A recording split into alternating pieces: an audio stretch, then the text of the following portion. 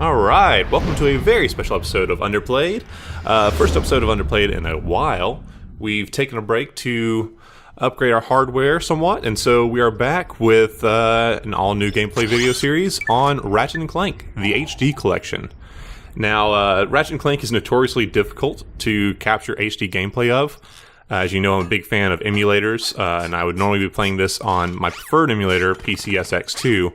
But unfortunately, due to the MIP mapping that Ratchet & Clank uses, at least as far as I can tell from research, it will not display properly on PCSX2 in hardware mode, which means that we can't use any of our fun graphical enhancements that we usually like to use when emulating, such as rendering in HD. PCSX2 can play this game in software mode, but you're just getting the 720x480 output of your standard PS2 DVD. So, we went ahead and invested in the Ratchet & Clank HD collection here, which I'm showing off now, and as a result, since playing that on our PS3, we had to get a capture card for the PS3, and then on top of that, the PS3 actually has some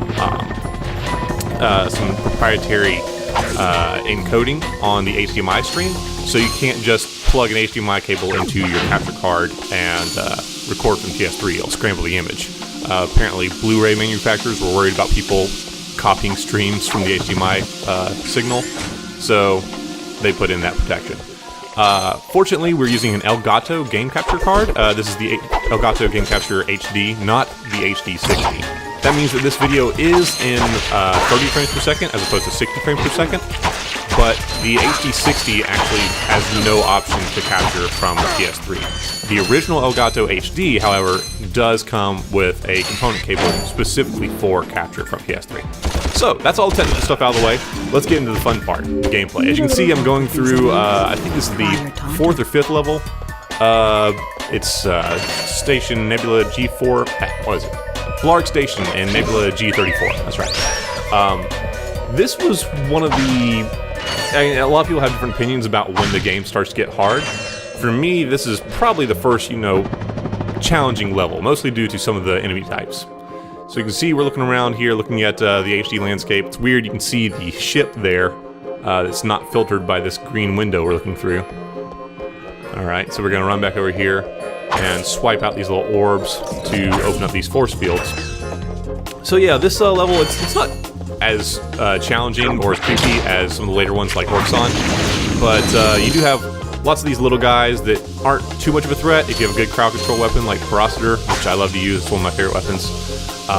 But later on, you do have these little mutant snapping crab things, and they get a little bit trickier.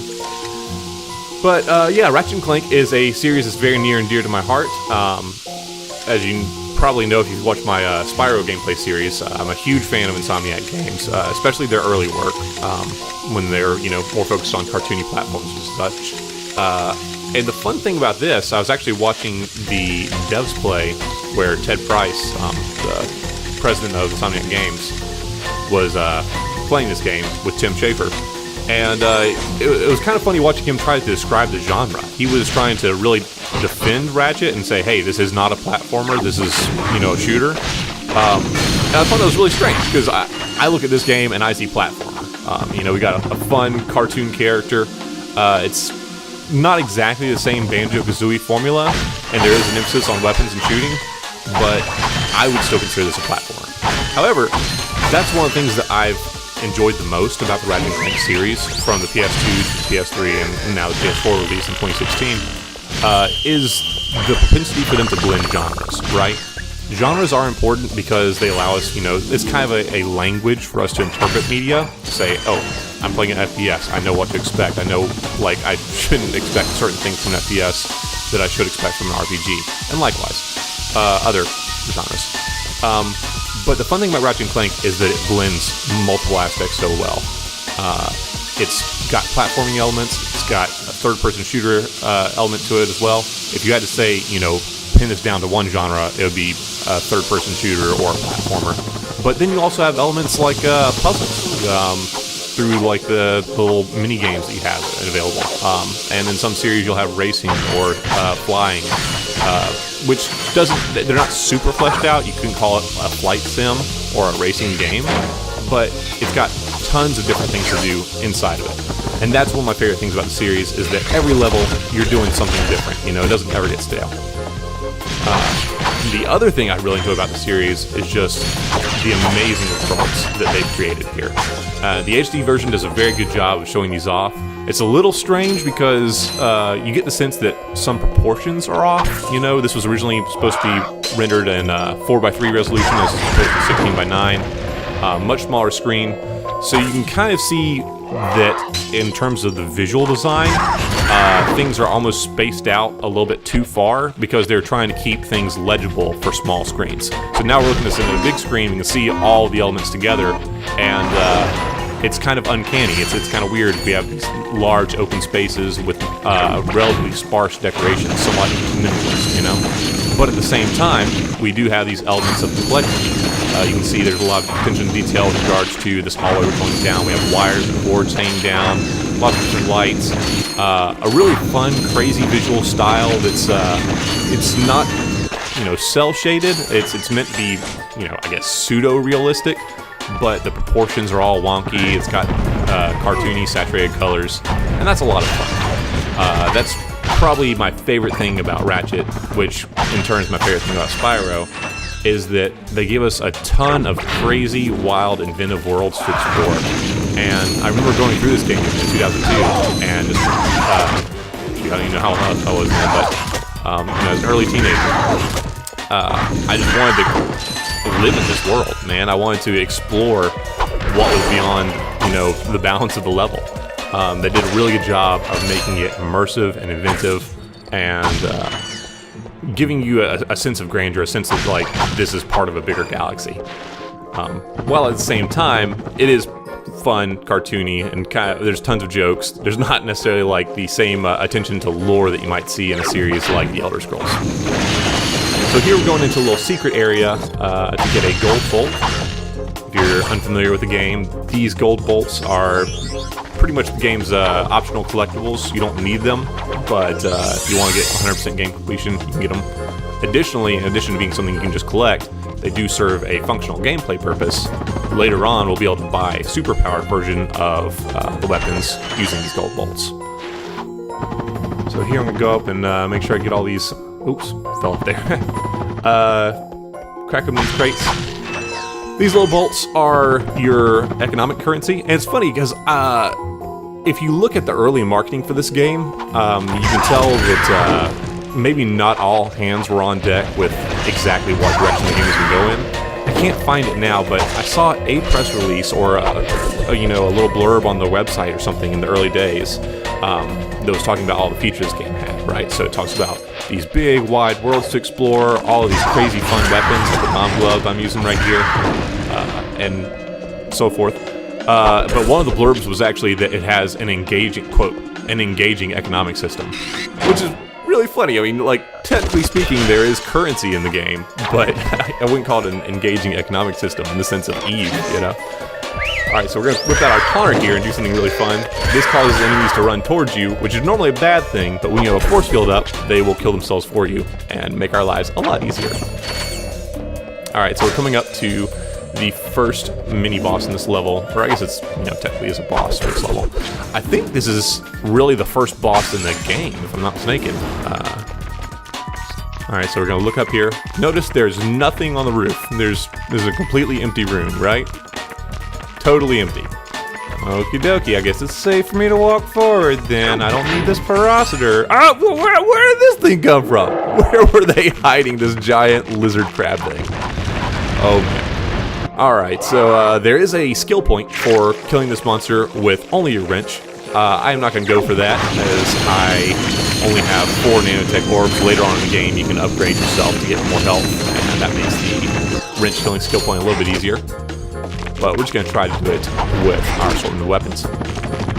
So this is a relatively early level in the game. One of the fun things about the Ratchet series is they're what you call like branching linear. It's not an open world game, but it's not completely linear either. You're not going to always necessarily follow the same path. There's a bunch of different paths within levels, and there's even a different path of progression. Oh no, things looking bad. Oh no, he got me. Yeah, those guys are kind of rough. But the fun thing about the Ratchet series is that you have branching levels of progression, especially the first game. You could go to planets in completely different orders depending on how you did stuff, right? Like, if you go through and you explore every path on each planet, you know, you get 100% before you move on. Then I think that you'll go from, let's see, Veldon's the first planet, then Novalis, those always go in that order. But after Novalis, you'll go to either, I think Aridia is what should come next, but sometimes you can go to Metropolis first, and then from Metropolis you can either go to Blackwater City, or, oh wait, you get the infobot for that one here. You can see that, like, there's a lot of different ways you can progress. So this is not the 4th or the 5th level. This is just one of the many planets that you can go to, and what order you go in is completely up to how you play the game, which is really fun. Maybe it's not as impressive now, 14 years later, that we have games like The Witcher or Fallout, you know, or Skyrim, things that have really big open worlds that totally tailor and let you customize how you explore and experience the game. But back in 2002, as one of the earliest titles for the PS2, this was pretty crazy. This was fantastic. I was always a little disappointed that the Ratchet series didn't get more traction than I felt like it deserved. I mean, it's definitely successful, by all means. It's a franchise that's been going on for 14 years. We had the recent 2016 remake come out, and that was the fastest selling game in the franchise's history. They even had the movie come out, which unfortunately got mediocre reviews. Doesn't look like it did well. It looks like it was about a $10 million loss for the studio at least. So I'm sad to see that, you know, it's not catching on as much as I want to, but you can't say that the franchise was a failure. Still, I would have loved to have seen more people into this. There's very rarely do I run into somebody that's a gamer and I find out that they love Ratchet and Clank. You know, most people I know have never played this game, and I just think it has a lot to offer for just about anybody. I think some people are turned off by the cartoony style. They think, oh, it's for kids, it's for babies, and that's certainly not the case. It's something that that's kind of a trend in games that I would like to see us move away from, is to just completely write off a genre because of the visuals, or we think it's perceived as being only for kids. Whew! Thought I was a goner this time. Some nano-wit in genetics must have left the cages open again. You could come down now. Honestly, a gadget engineer deserves a bit more respect, if you ask me. So, you are an inventor. Gadget engineer. I create revolutionary devices for Executive Chairman Drek. For instance, Viola, my soon-to-be patented grind boots. Look, I need to get out of here so I can find a new job. How about I sell you these at cost? Sell? After we just saved your scrawny butt? All right. I'll give you the employee discount too.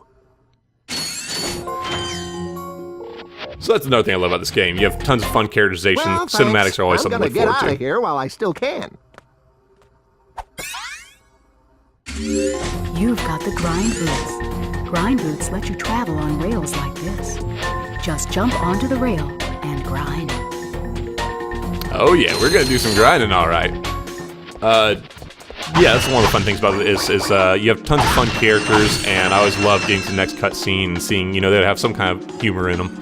If you listen to Ratchet's voice, if you have played other Ratchet games before, this was a different voice actor for Ratchet. They used, I want to say his name was Mikey Kelly. Is that right? I get confused. They did this with Spyro as well. They used a different voice actor for the first installment, and then they changed it and stuck with that for the other two. Started out as Carlos Alazicri. I'm probably horribly butchering that pronunciation, but they eventually switched to Tom Kenny from SpongeBob fame. All right, so this is Nebula G34, at least part of it. We're going to go ahead and blast off, and I'll be coming back with more in this series. I hope you enjoyed it, and we'll explore more of what the Ratchet & Clank HD Collection has to offer. Thanks for watching.